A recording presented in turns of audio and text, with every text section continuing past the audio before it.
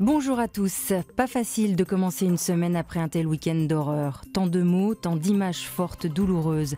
Et pourtant, ce lundi 16 novembre, la vie continue, mais comme le dit la Croix, il faut désormais vivre avec la menace.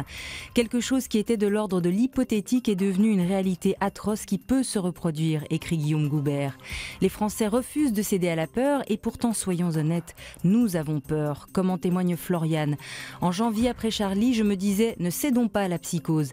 Cette fois, je me sens bien plus menacée. On parle de 129 tués, sans discernement, un vendredi soir à Paris.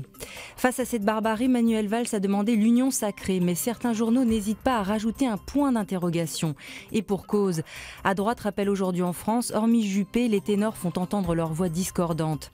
À 3 semaines des régionales, la droite et notamment Nicolas Sarkozy n'entend faire aucun cadeau aux socialistes, ni se laisser déborder sur le terrain de la sécurité par Marine Le Pen. Hollande est confronté au défi de la riposte et s'est dit prêt à mener une guerre impitoyable sur les plans intérieurs et extérieurs. Une volonté qui interroge Paul-Henri Dulimbert dans Le Figaro, pour qui le chef de l'État va devoir brutaliser une majorité socialiste qui se complaît, je cite, dans une vision rousseauiste de la justice. S'il ne faut pas éluder les questions politiques, certains enjeux politiciens semblent malgré tout décalés par rapport à cette tragédie qui a fauché ce que Libération appelle la génération Bataclan. Sous le titre à double sens, la jeunesse qui trinque, le journal résume bien les choses. Les terroristes ont ciblé des lieux festifs et le mode de vie hédoniste et urbain d'une génération déjà marquée par Charlie. Le quotidien publie les photos d'une partie des victimes. À ces visages d'une jeunesse meurtrie, un autre fait écho, tout aussi jeune, celui d'Abdeslam Salah, 26 ans. Aujourd'hui en France, met en une la photo de ce Français qui est suspecté d'être le 8e homme, un des tueurs lancés à l'assaut des bars parisiens. À l'heure où nous enregistrons cette revue de presse, il est toujours en fuite.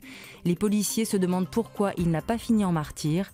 Soit son gilet explosif n'a pas fonctionné, soit la peur de mourir a été la plus forte. On sait qu'au moins 2 des kamikazes étaient français. La question, c'est comment ces jeunes se sont radicalisés au point de se retourner contre leur propre pays et de tuer aveuglément. Interrogé par l'Humanité, le directeur d'une structure spécialisée dans les dérives islamistes analyse.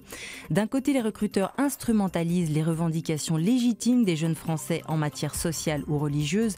De l'autre, ils se posent comme seule alternative possible à une société française vécue comme injuste.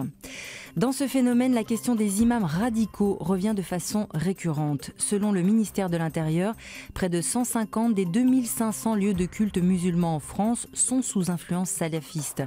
Mais selon les experts, 90% des cas de radicalisation se font hors des mosquées.